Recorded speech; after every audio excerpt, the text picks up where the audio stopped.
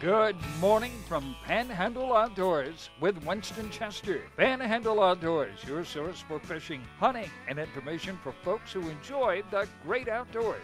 Now sit back, relax. It's Panhandle Outdoors. Good morning, folks. Welcome to Panhandle Outdoors. I'm Winston Chester. Glad you're here this morning. Got a great show lined up, some special guests here in the studio. But first, our weather brought to us by Haney Technical Center at the corner of Baldwin and Highway 77. We're looking at, it's going to be warm today, folks. It's going to hit 70s. We're looking at maybe 71 to 72 degrees. It's only going to get down to about 46. But there is a chance of rain, and just keep checking radar and all. But it's going to cool off a little bit after this rain all comes through. But it's not going to be a cold day like we had last week, where a lot of cold temperatures. Let's take a look at our tide chart, brought to us by Kent Forest Lawn Funeral Home and Cemetery. Today is December the 16th, folks. We're not too far away. It's on the screen there. We're not too far away from a really about 9 days away from Christmas. But the tide today, we're on a neap tide, and a low at 352 and a high at 532 this evening. But I've only got about a 0.6 foot of a range. And we talked about the moon phase yesterday. We had a half moon Sunday night. It's waning, going on down, so we have a new moon in about 2 weeks. So the weather looks good for the rest of the week. And we'll get our river readings on tomorrow's show. Right now, the marine forecast looks like it's going to swing around to west-northwest and about 5 to 6 miles per hour. Not a big factor right there. It may start picking up later on in the afternoon. All right, we're going to take our break and come back with our special guest.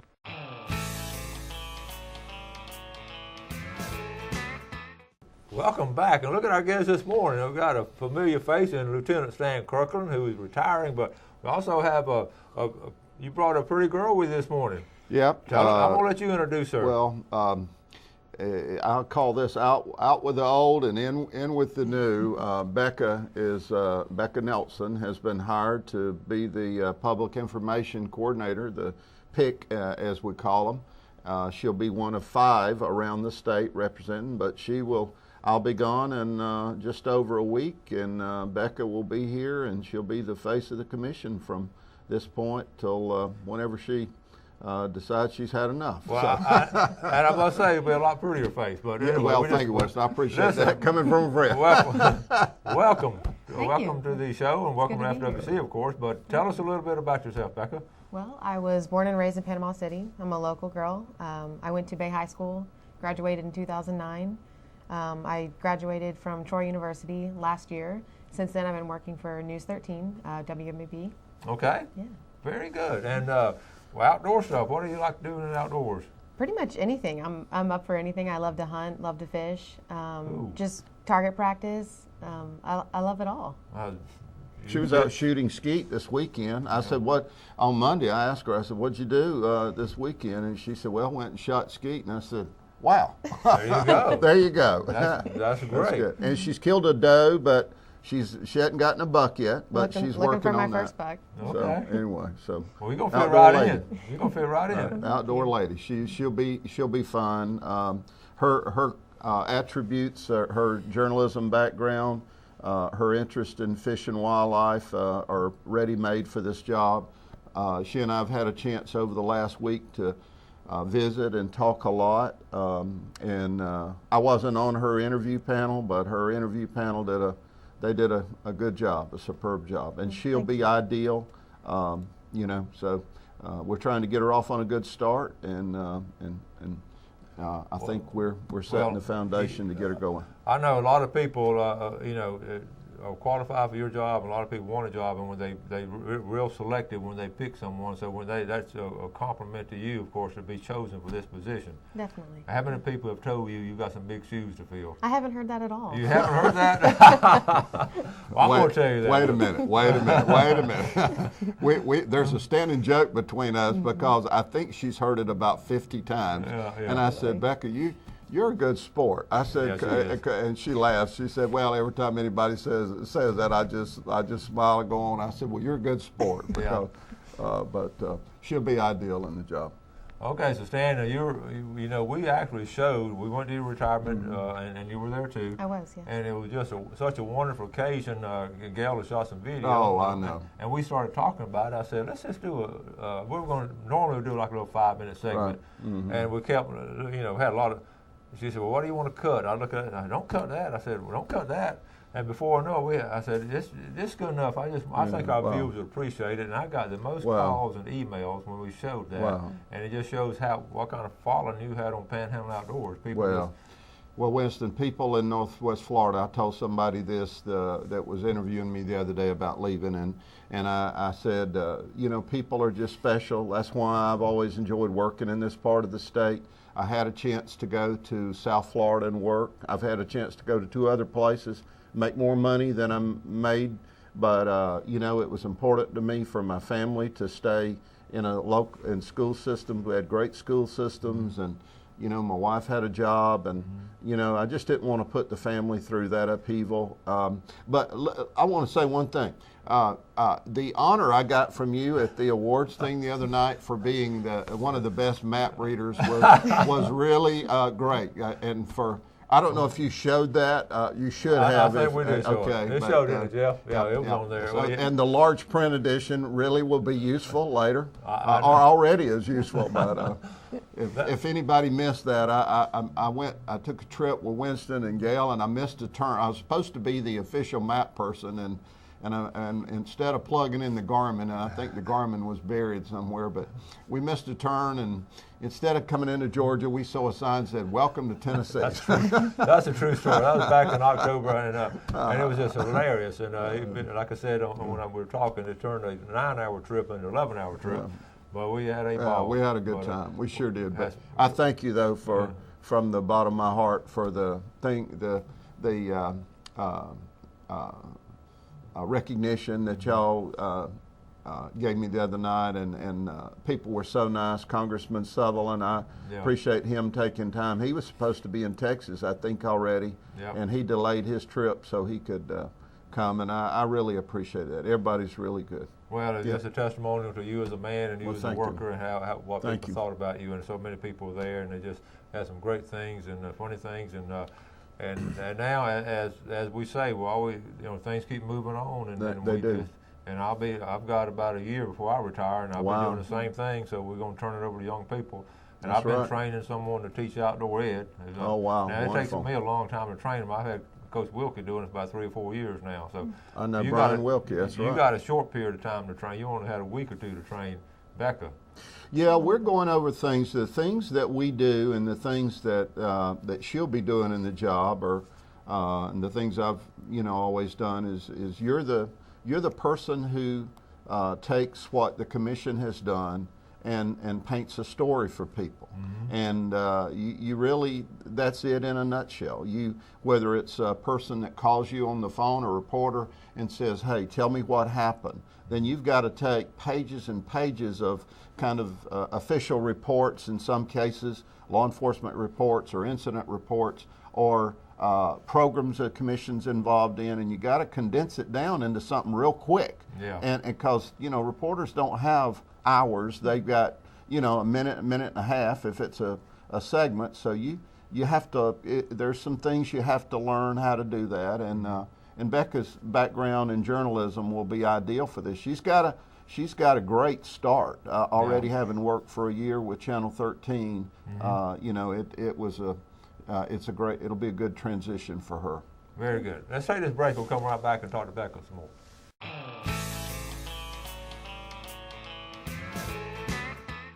All right, welcome back. Then with Lieutenant Stan Kirkland on his last week of work, or last month of work, and his new replacement.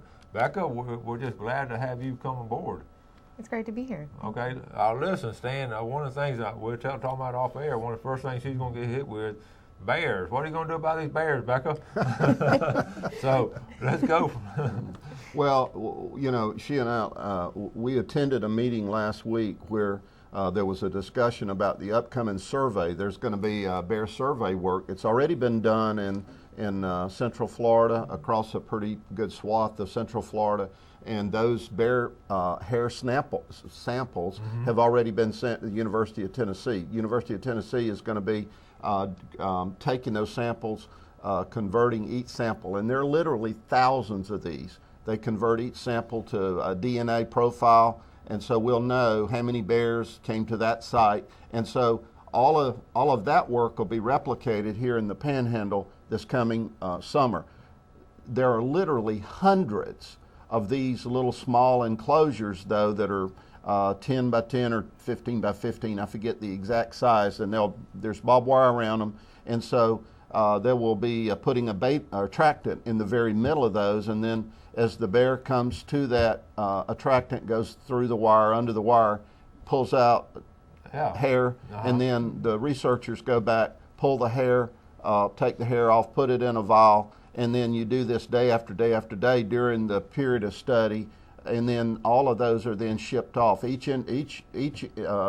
be hair in each individual sample, and they'll be able to tell if the same bear came back or if multiple bears, how many, and then that all of that information fits into a formula that's been developed, tested in other states, and it'll give us a real good idea of how many bears not only are in North Florida, Northwest Florida, but across the state. Well, that's interesting. And the first thing comes to mind when you mention this, you're talking about University of Tennessee. I assume their program must be way ahead because University of Florida has a strong program, and Auburn University has a strong program, but Tennessee, University of Georgia has a great program. One. Mississippi State has a good program too. These are all strong colleges. So Tennessee just really, I guess, with the Smoky Mountains and all, they've been around bears a long time. Well, they've been doing some bear work here in Florida for a long time. Okay. We've worked with them. I know that at one time they had some bears that were collared on Eglin Air Force Base.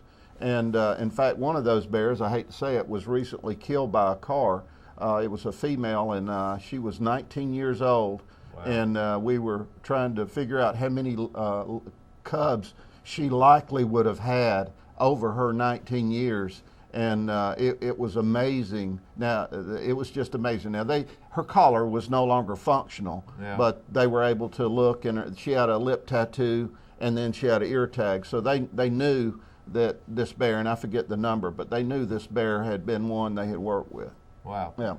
So you got to go to the meeting too. I did, and, yes. How did you enjoy it? I mean, was it interesting? It was very informative. A lot of information, but it was good to be there. Okay, now when Stan, right now you got Stan with you, but of course later on you're going to be doing it by yourself. You feel like when these bears, because you've told us you're going to get some bear calls, right? Yeah. Oh yeah. No.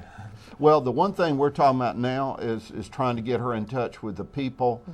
Till it's going to be a while before throw Becca in this ant bed, but she at least knows who she needs to go to. Dave Telesco and Billy Sermons, Fred Robinette in our local office are really knowledgeable about bears. So that's the one thing I'm trying to do right now is to help her know who to go to. She's got the skills and knowing how to put it together. Right now, the biggest asset I can be to her is putting her in touch with the subject matter people, and there's several hundred things that we're involved in as an agency. Okay. We're talking about bears. What are some other things that Becca's going to be a challenge with, you think, in your position over the years, the things that you've done? What are some of the other things that she's going to really be?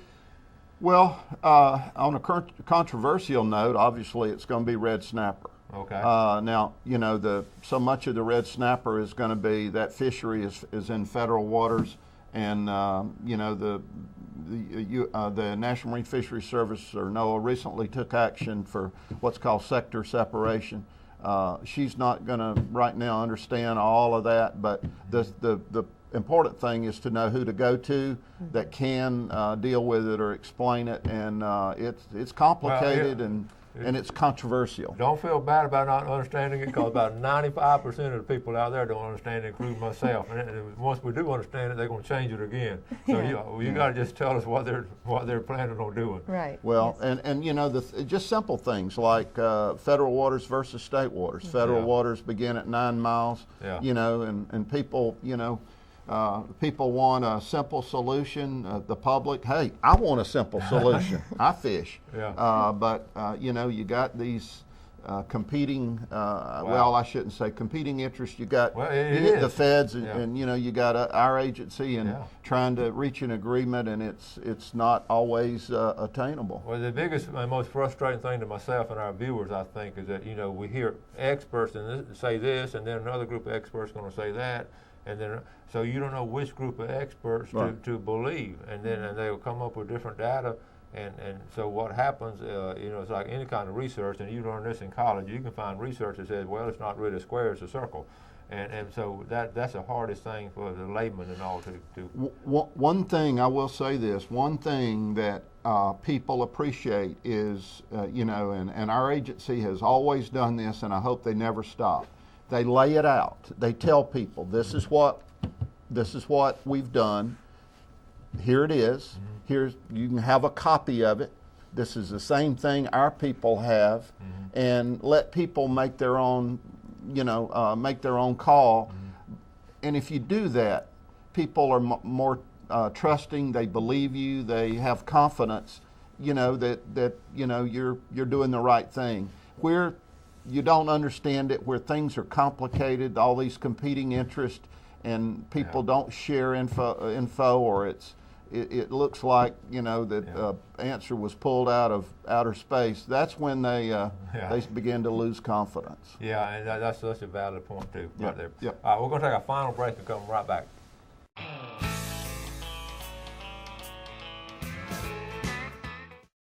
All right, welcome back. Here was Stan Kirkland, and a familiar face, and a new face, Becca Nelson, is going to be taking Stan's position, and we're looking forward to spend a lot of time with you and Stan. I know, let's do our fishing game forecast before we forget it. I would like to do this segment brought to us by Mark Coward of Edgewater Beach Realty. Our 2 times today. Becca, I'm going to put you to work. Okay. What's our times this morning? We have 7:04 to 9:04. And then this evening at dark, we have 7:27 to 9:27. That's 2 times right there, and if you get a chance to get out, and when you retire, you're going to have a chance. You off 24 hours a day then. So. Well, I have a few projects already on my list to do, so I've got to get those out of the way. But my fellow employees were not just tremendously generous, and they gave me a shotgun, a nice shotgun for turkey hunting, and plan to do a little turkey hunting. That's really of all the kinds of hunting. I love to shoot doves, and I like to deer hunt, but boy, I love turkey hunting. That's something that and I was telling Becca about it. She's never been turkey hunting, and just something about that is I want to but I got the turkey hunt over the years, but catch up on a little fishing. There's some. I've got a good friend here. He and I fish a lot together. He's about my age, so we fish a lot and do a little of that. And still love to hike up in the mountains. So something you enjoy. So I want to be able to continue that with a group from church that I hike with. And, I want to write a book. That's interesting. We're going to have you come back on later and talk about your book and all. And all. We're going to keep up with you because people will be asking me, what's Stan Kirkland doing now? So every now and then we've got to come on the show and talk about. Thank you, Winston. Talk about some of the successes over the years at FWC, some good stories. Well, Winston, one of the first things when I moved here in 1978 is we were immediately petitioned to relocate deer in a big swath of Escambia and Santa Rosa County. And so getting to watch the agency, it was just such a great learning experience watching the agency go through that process of working with the county and user groups and close area and getting buy-in from people and saying, hey, listen, this is not this is going to be yours, and you better take responsibility or this isn't going to work. And it was said just about that way to the people, and the people did. They bought in, they rode the roads, they made sure that no scoundrels came in there and killed their deer, and we brought in over 110 deer, if I'm not mistaken. And it was very, very successful. Several years later, we opened it, and then the same year, in 1979, we began the Wildlife Alert Reward Association in Florida, which is a wildlife violator reporting program. Florida, we were only one of 3 or 4 states in the nation then that had such a program, and there were 13 citizen members. I was, as a commission employee, I didn't vote, but I did go to the meetings, work with them, and so my role in it was pretty minor compared to the people like Amos Morris. And Amos, by the way, was at the meeting the other night, and Amos is such a wonderful friend. Amos was the first, was in the inaugural group that served, and he just retired from Wildlife Alert a couple of years ago. But Wildlife Alert at the time, we didn't know how we were going to get money to pay the rewards. We didn't have any money. And so, you know, they looked at the legislature possibly, but, you know, the legislature's got enough hands, you know, wanting state money. So our people had such great wisdom. They said, hey, let's go to the judges and get the judges when these folks come through the court system and they've shot deer or turkeys or you know, fish in violations. Let's ask the judge if they will get them to pay back into the fund, and we'll use that for rewards. And that's what has happened. And so we've had a model program where a lot of states have seen their reporting programs over the years go by the wayside. Florida's is still solvent. It's financially sound. We have an auditing firm that comes in, examines the books. I mean, everything's done above board. Anybody can get a copy of that. They can see, you know, how much money they're.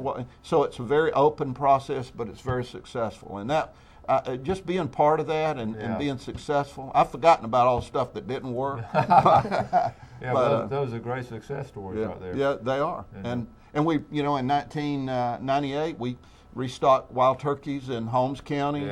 And we didn't open that, you know, till I think it was 2000.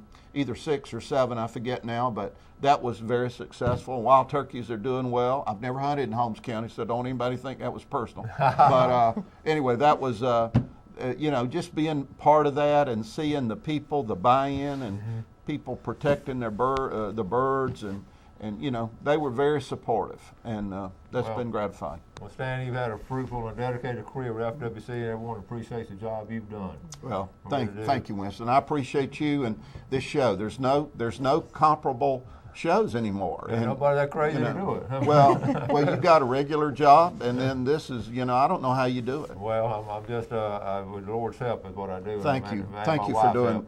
Thank you and Gail for doing this, Winston. Well, you're welcome. And welcome aboard. Thank you. And we're going to be seeing a lot more of you. Yes, sir, you will. And try to learn a little bit more from him. I will. Okay. Yeah, I definitely Thank will. you, Winston. All right, folks, appreciate you watching Panhandle Outdoors. You do something good for your fellow man today. You have a great day, and God bless. Thanks for joining us for Panhandle Outdoors with Winston Chester. Panhandle Outdoors features hunting, fishing, and other activities and information to help you enjoy the great outdoors. Join us next time for Panhandle Outdoors.